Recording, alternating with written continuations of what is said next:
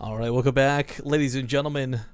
Game number 1, of course, went to the player spawning here in the bottom left corner of the map.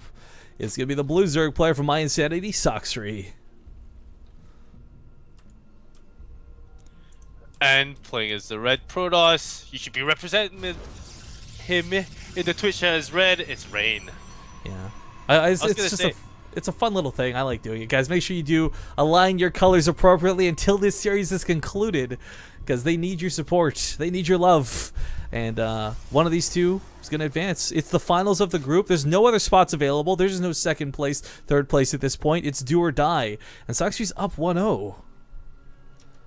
You know how you said make it red? And I immediately thought about make it rain. Make it rain. Make it rain. Make it red. Yeah. Make it rain. Rape the donation button. Wow. Okay, that's too far? I don't know. My bad. I didn't even know what make it rain meant until Washington DC, or was it Washington DC? There's that really awesome GIF of Sir Scoots playing with like the Monopoly money or whatever, and he's just like making it rain. It's like one of my favorite GIFs. But okay, so we saw Rain fall to Sulky. I really didn't know if that meant that he's just got like a Zerg weakness, but you know, Impact beat him in the Eyes of Holiday Brawl. Sulky beat him just now, and Sacsri's leading 1-0. I feel like this is maybe not Rain's matchup, man. Maybe. But then we haven't seen any of his Pros versus Terran or PvP lately. Well, I saw his PvT yesterday, or 2 days ago. But in fairness, it was against Gumio. Gumio did some like weird like mech tank pushes, so anything but standard when it comes to PvT. But regardless of where he sits in the matchup, I mean, he's really got to try and take advantage of this map. There's a lot of ways you can abuse a third base here. Force fields go down. It's just we see so many all-ins in the lives of Zerg players, on Overgrowth specifically, around that third base. But again, we're not really seeing Rain do a lot of all-ins. He's not the guy to throw down 8 gateways on 2 bases so quickly, so I don't really know where he sits. But I have a feeling he might do something funny here, because he went straight into Nexus, so he's already gambling a little bit there. And then you went for Gateway that is not part of the wall, and you started building 2 assimilators. So you might see something. Well, see, that's what I was gonna say though. Like, if he wants to change it up, if he wants to break this path of just getting wrecked by Zerg, yeah, anything differently seems to be the case and the direction to go. But I guess a quick recap for those who have missed most of today. Spoiler alert, cover your ears for like 10 seconds or mute the video. But earlier today we had both Liquid Hero and Alive make it out of Group 3, aka Group C. So far in this group, we had Sulky, of course, be the first one through, and Revival the first one out, QQ. And we got a really nice round of 8 setting up for tomorrow, guys. I can't wait to see just what player makes it to that final spot. Because if it's Rain, cool. If it's Sacsri, better. I mean, I'm very pleased to have either of these two be that final member, but it does suck that we can't have both. And, ooh, Sacsri going for a gold base. Nice. I really like Sacsri for all these so-called shenanigans. It would have been funnier if he had taken the gold at Rain's gold base, but we can make do with what we have. It's when you go for that one though, that's like really, you're limited to do that sort of cat spine crawler attack with like not a lot of exceptions. And whether Sacsri wants to do that or not, I guess it's another can of worms altogether. But still, having this gold base, it's almost dangerous in a way. It is kind of exposed, and if Rain was doing some sort of a gateway all-in, this is the first stop on the pain train. But for Sacsri's sake, like, he kind of does this with the assumption that Rain won't do this. The fact that Rain hasn't been doing that sort of move at all today. So this actually plays really to his strengths and to Rain's, I guess, detriment.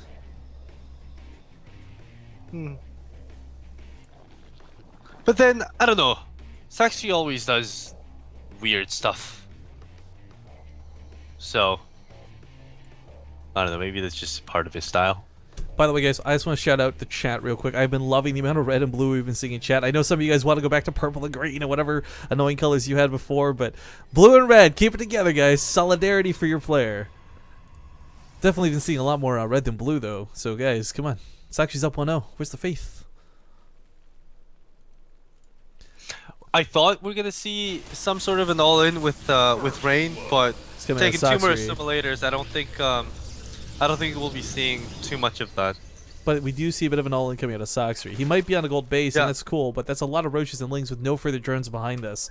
If he can bust through this initial wall, I think he'll do a lot of damage, but Rain's got the potential... Oh, no. Rain's moving out to take a third. It's like the worst thing you could do right now. And right now, this Overlord, this juicy Overlord is baiting everything. You might have to recall out if this gets too hairy, I agree, but at the same time, and he's gonna... keeping the sentries. This is really brilliant by Sacsri. He's showing the lings on the third, and he's making sure that these sentries are kept on the third base. Yeah, so the roach is coming from behind. Or even just go straight to the naturals. Only cannon there to defend. Either way, lots of force fields are burned to keep the Zerglings out. Here comes the roaches, though. They can shoot right over top of those force fields. Don't give a good gosh darn about that donut. Stalker's Warp didn't get help out a little bit. This is starting to get a little bit scary, though. These are very expensive units, and if Sacsri doesn't kill this base, but he kills every sentry, he guarantees himself some safety behind this. Because there's no way Rain pushes out on the map with empty sentries or dead sentries. Ooh. Oh, a couple of these things getting some connects. Almost there. The last couple of force fields have gone down, and this Nexus looks like it's going to be given up. A cancel definitely in store. A couple links coming from behind, going to try and catch a couple more of these sentries. Oh my god, some of these sentries are just barely not dying! Alright, he starts to lose him now. I was just gonna say it went super well for Rain, but with that additional lings coming in from behind and chopping off some of the low health sentries, really made it look made the situation look a lot better for Sacsri. Yeah. Well, it's really that secondary hit of the sentries. I mean, he was just barely not killing any before, but tearing down that third base was a good feeling for Sacsri. I don't think Rain actually knows about the gold. No, he doesn't. Oh gosh. Sacsri's not only been mining up this for a long time. Yeah. He didn't really go out for a scout. But that's what I mean. There's no hallucinated Phoenix that have been cruising around the map. He had to just use every sentry for force field. He doesn't have energy down to hallucinate. I mean, this is kind of getting a bit out of hand. It was really the timing. I think it was really perfect. And what really made it work was that the showing the four lings or so just running around and baiting with the Overlord to make sure the sentries are kept at the third. I think that was really smart. Yeah, I agree absolutely. This has been a really well executed game out of Sacsri so far, but it's hardly over. He's still only on lings and roaches, and let's be real for a moment, guys. There is a point where if you can get a critical mass of units as Protoss, you can beat lings and roaches all day. It doesn't matter. You got like so many force fields, so many stalkers, but not quite there yet. Rain's got a sizable force building up.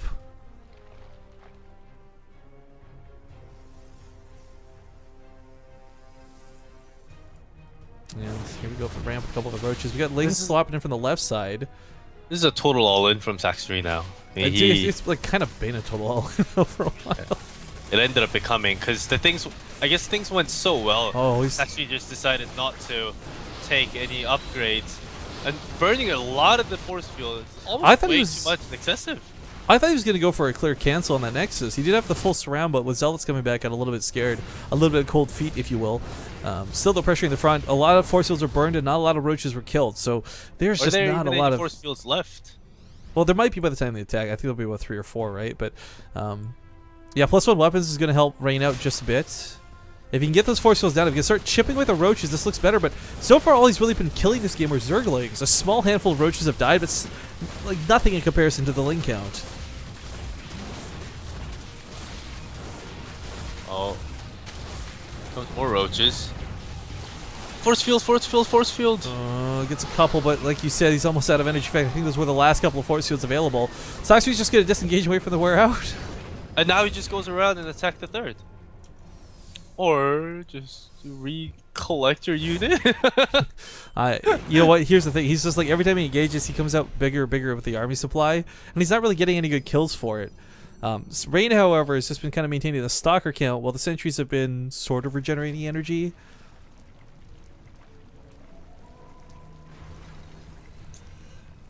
And now the creep spread from the overlords. What do you even call that? They really noticed it. The puking of the creeps. Oh, I don't know, just creeping, dude. It's its own verb. It's its own action.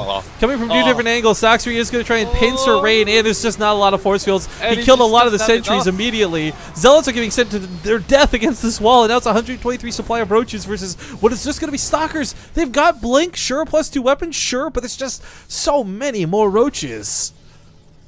Yeah, and he just burnt every single last bit of the force field. This is so scary for Rain, but he does finally have some immortals starting to come out. The problem is, I really don't think 1, 2, or even 3 immortals will be enough. Yeah. I think this next wave of attack would either break Rain or have Sacsri broken. Yeah, I mean, there was a nice bit of dance that's gone on this game. Sacsri constantly in and out, trying to engage and disengage, making sure those force fields are baited without losing too much, and that's really what's allowed him to compile this massively large army. Lings Wrapper on the north side, and the Roaches on the left kind of get some force fields, but it doesn't really affect them, and I think it hurts the Zealots more than anything else. Yeah. He is going to win out the Roaches on the right side with those Stalkers being what they are, but the Immortal sitting in the back trying to get as many kills as they can. The Stalkers starting to blink backwards, but it's still 100 army supply for Sacsri, so he continues to push forward. Oh my goodness, there's nowhere left to blink at this point. There's a couple of cannons here, I suppose, but the Immortal falls down, and the Stalkers are getting really, really low. At this point, Sacsri's this attack would be completely shut down, lose all the Roaches, and he'd still be fine. Yeah, and that's kind of exactly what's happening. As he sort of regroups with Zerglings, he comes up on +2 weapon upgrades, so he can possibly start targeting the third, or just go for the kill in the natural. But either way, Rain is having a much harder time replacing his units, and that's, again, the gold base really helping Sacsri with this almost adrenaline rush of income. Just completely surge these Roaches over and over and over again. Meanwhile, he takes a proper third, he'll be able to transfer drones over in a moment's time, and he'll have an even better economy on the back end of this. Yeah, and he even found himself enough break to start restart his upgrades. 2-2's almost about to be finished, halfway through. Oh, that contaminated on the Immortal, by the way, 54 out of 55. That is a pain. I don't know how pro players have such like precision timing. I guess like 90% luck. Too. Like 90% luck, dude. Yeah, I'd say 99.9%. Yeah. But that kind of lucky situations don't even happen to us. Oh, he's gonna. Right? There's gonna contaminate again, but he sees it's not building, so it'd just be a waste. Oh, he actually does do it. Might as well. I feel like contamination should be the mana cost should be lowered. Yeah, it'd so be we really should cool see more to of see it. more. Because I love seeing contamination. I kind of feel it'd be so broken though if you could spam that, man. Like. Yeah. But it's just too expensive. Yeah, you only get one. It's 125, not just 100. But Sacsri is on the move. He's looking for another attack. He may have given Rain a little too much time to recover, though. Rain's got a really nice army supply value, and he's got a lot of sentries and a lot of immortals behind this. Whereas Sacsri hasn't really moved on to Hydralisks or Mutalisks or anything behind this. He's still just Roach Ling with +2 on the way. Oh, there we go. Now he should be thinking about it, though. He should think about transitioning into higher tech. I agree. Like Hydralisk, if nothing else. Way too many Stalkers and way too many Immortals right now, and this is. Without fungal growths to hold these in place, it's going to be really hard to deal with this, but he blinks aggressively on top of the Roaches. We'll see if that hurts him. He does break through this as the force fields are a little bit late. One more force field instead of 3 would have completely locked out those Roaches, but he misses the force field, and now Rain's in a bit of trouble as, well, actually, not Rain, sorry, Sacsri's in a bit of trouble. He's on the retreat. And with the blinks, he's going to be able to catch all these units off guard. And looking at the size of the Rain's army, the 115, it's actually not fine if Sacsri loses all his units now. Yeah. It was before, because he only had like 12 or like not even 20 Stalkers, and that was it. Well, his gold's depleted too. Story. His gold's just gone. He's going to have to go back to regular economy, and at this point of the game, this is like a really late Roach, or this is a really late Immortal Stalker all in, I guess you can call it, whatever the point may be. It's a really hard-hitting army. And now there are enough sentries to have force field ramp. Yeah. Unfortunately, all the manas are gone, but I don't think it matters at this point. At this point, it's the pain train. The gold base goes down. It wasn't really that important, so I don't say it's that bad for Sacsri yet, but I don't know they can compete with this army. There's going to be no engagement he can properly take with this many force fields to cut off those Roaches. The Immortals are just going to fire from far away and deal so much damage, and the Stalkers with Blink, they just retain their lives forever, over and over and over, surviving again and again. Anybody say Blink Stalker OP? I don't know about OP, but it's the Immortals that are definitely making me think about that. Each of these guys starting to rack up the skills. 12 on one, 21 on the other. The Queens are all that remain, and Sacsri is about to fall to Rain. And looks like we will get that ace match. We will get game number 3. These are some situations that like a lot of people find themselves in, even not just the pro gamers, but a lot of amateur players like us, is that